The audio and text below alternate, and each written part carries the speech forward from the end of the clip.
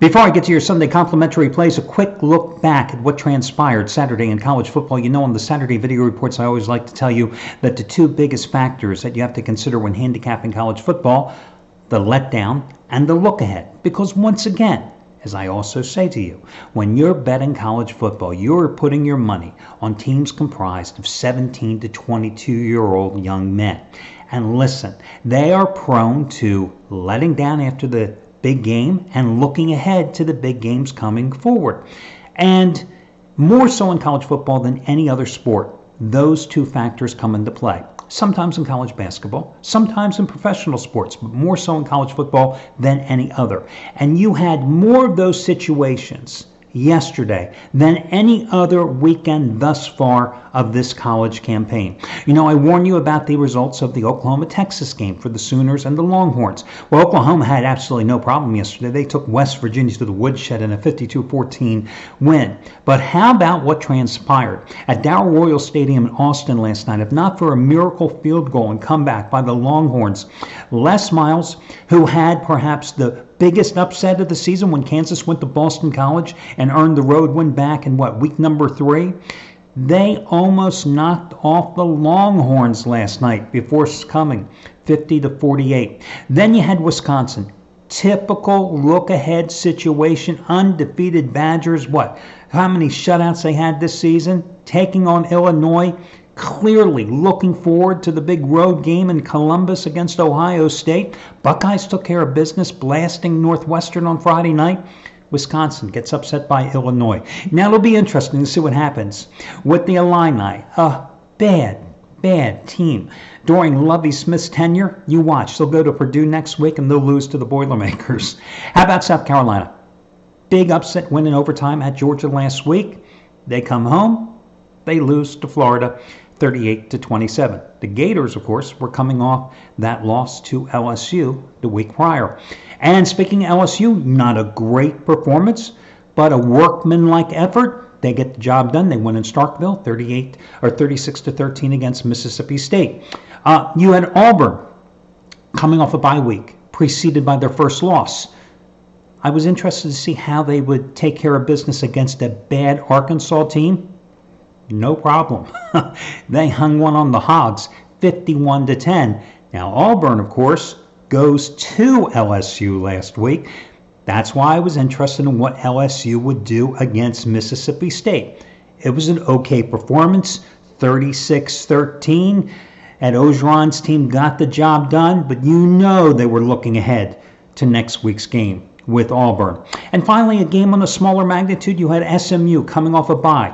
Prior to the bye, they had to erase a 21-point deficit in the fourth quarter to rally to win in triple overtime against Tulsa. They were taking on a Temple team that needed a bad call by the officials that erased a potential turn of possessions for Memphis that would have put Memphis in potential field goal position to win a game at home against Temple, the week prior. So Temple escaped with that win against Memphis. They go to SMU yesterday. SMU coming off the bye, undefeated. What did the Mustangs do? They beat the hell out of Temple 45-21. So just a quick recap of what happened on Saturday. Before we get to your Sunday complimentary plays, I should tell you that the big play, if you're looking for one today, well, that would come from big surprise. I've been talking about him for days. It would be Jack Raymond, who's going for an 8th straight winning day, the 5th ever 200-dime W wager NFL release of his career on Jacksonville in Cincinnati. He had the 12th ever 200-dime college football play of his career on Pittsburgh over Syracuse on Friday. You get it for over half price off by using coupon code 200-DIMER, 200-DIMER. The other big play today, Chris Jordan, the 4th 2,500-star NFL play in his 37-year career of his handicapping business. He had 2 of them last year, both of them, the Bears over the Lions, in a 3-week period in November. You get it for over half price off by using coupon code, and you know what, I can't remember what FOURTH. FOURTH. All your other discount codes and coupons are over on the homepage. Let's get to your complimentary plays today. 4 of them in 37 years for Chris Jordan. Talk about rare plays. Hey, he's 3-0 with them, okay? Can't beat that. And he's made $1 bettors, a little over $32,000 over the past, I think it's 37 months, in fact. Okay, let's get to your complimentary plays here today. On the late card, let's talk about Seattle and Baltimore. Interesting game between two teams that put a lot of points on the board and two teams that can't stop anybody from putting points on the board. Russell Wilson has just simply been fantastic so far. 14 touchdowns, 72% completion, 0 interceptions. Lamar Jackson, of course, that big game in Cincinnati last week, but let's remember, it was against Cincinnati. The Ravens, since covering in the first week against Miami, have gone 0-4-1 against the spread since then. 0-4-1, with the lone push coming in the overtime win at Pittsburgh. Baltimore, 4-11-2 against the spread, their last 17 versus the NFC. Seattle, 4-10-2 against the spread, their last 16 at home, including 0-3 against the spread at home this season. 4 of the 5 wins by Seattle this season by 4 points or less. They're a 3-point favorite here in this game. You have teams, as I said, that can put points on the board, can't stop anybody. Seattle's offensive line play has been shaky at best this season. Baltimore has a strong pass rush. You've got Earl Thomas returning to the scene of the crime where he had so much success as a member of the Legion of Boom. I think it's a damn interesting game. You had a Seattle team that had to rally from a big deficit to win at Cleveland last week, thanks to another magnificent performance by Wilson and Chris Carson, who's had 3 straight 100-yard games and coming off a career-high 123-yard effort at Cleveland, a game in which the Browns were outgained 29-21 in first downs and 454 to 406 in total yardage by the Seahawks. I'm going to go with the Seahawks here. I'm going to lay the 3 points in what I think will be a high-scoring game, and naturally, I'm going to buy down the half point in this contest as well. Let's take a look at the Sunday night game. Philadelphia, 3-point favorite now. 3-point favorite. The line has moved up. Doug Peterson said that they would win in Dallas. He said that after they lost to Minnesota. Well, of course he was going to say it. He was going to motivate his team. It was good bulletin board material for the Cowboys. They, of course, took offense to that because it was good bulletin board material. What does it all mean? Well, the Cowboys lost to the New York Jets last week, a Jets team that has not nearly as much offensive firepower as the Eagles, even though the Eagles have a lot of injuries. Jason Peters, their perennial all-pro left tackle, is probably going to miss this game. They're still without Deshaun Jackson, who they went out and reacquired Deshaun Jackson in the offseason because they needed somebody to stretch the field vertically. Without him, they don't have that burner on the outside. It's hurt their passing game. Their offensive play calling has been suspect. Their defensive line has not been able to get anything going in terms of a pass rush. They had 10 sacks against the Jets. And their other 5 games this season, they've got 4 sacks. The one thing they have been able to do is stop the run. But that's kind of a misleading stat because everybody's been able to pass on them. Their secondary has been bad. Their pass rush has been non-existent. Well, why run on them when you can throw the ball down the field? Problem is, for the Cowboys, if you happen to be a Dallas fan, is Dak Prescott. He was great the first 3 games of the season against the Giants, the Redskins, and the Miami Dolphins, 3 lousy teams.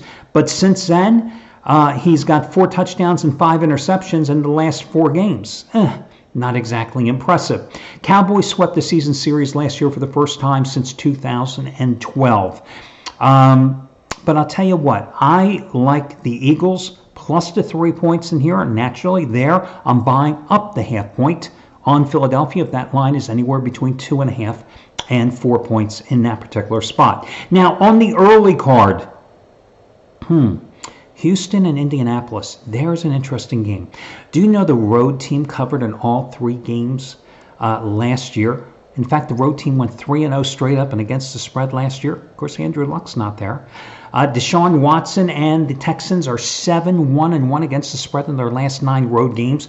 Colts secondary is depleted in this game. Their nickel corner, Kenny Moore, is out. Safety Malik Hooker is doubtful. Malik Hooker is doubtful. He's been out for a number of weeks. Pierre, I think he pronounced his last name, Desser, their cornerback, who's done a great job limiting DeAndre Hopkins. In fact, DeAndre Hopkins had his 2 worst games last year, in the second meeting and in the playoff game, when he was covered by this guy. He's a game-time decision because of a lingering hamstring injury. Houston has some injuries as well in the secondary. Bradley Roby is out. Jonathan Joseph is questionable, so their corners are a little banged up. The Indy run defense is key here, however, in this game. Going into the Kansas City game a couple of weeks ago, they were the 31st ranked run defense in the league in terms of yards per carry allowed. But, of course, Kansas City can't run the ball.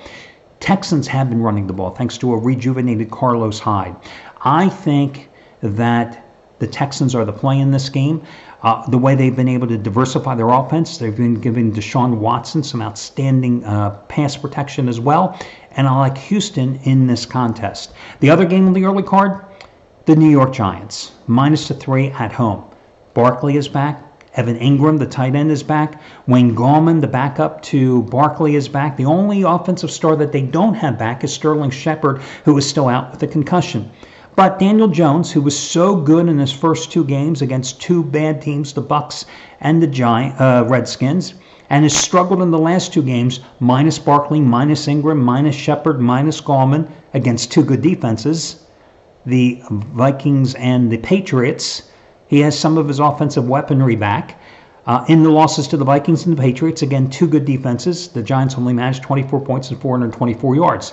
Well, now he's taking on an awful defense. Arizona, 30th in the league in total defense, giving up 414 yards per game. I think the Giants are a good play, minus the 3 points at home. And naturally, I would buy down the half point. But you knew there was a but. You know, yesterday I thought Oklahoma State was a good play at home against the Baylor Bears. But here's the but. Oklahoma State played no defense. You know, even when you take a team that's playing at home, when you don't have a good defense, you are prone to giving up a lot of points. Oklahoma State gave up 21 points in the fourth quarter yesterday. Oklahoma State twice blew a double-digit lead. Oklahoma State blew a fourth quarter lead. They gave up 21 points in the fourth quarter and cost me that game. Giants don't play any defense either. Cardinals don't play any defense. It's a chancy play. Still like the Giants, but of these plays here today, if I had to rank those selections, I would make, boy, there's some tough plays here. I would take Philadelphia and the Houston Texans in the top tier of those plays, and I would put Seattle in tier number 2, and I would put the Giants in tier number 3. That'll do it. Wish you well and talk to you again.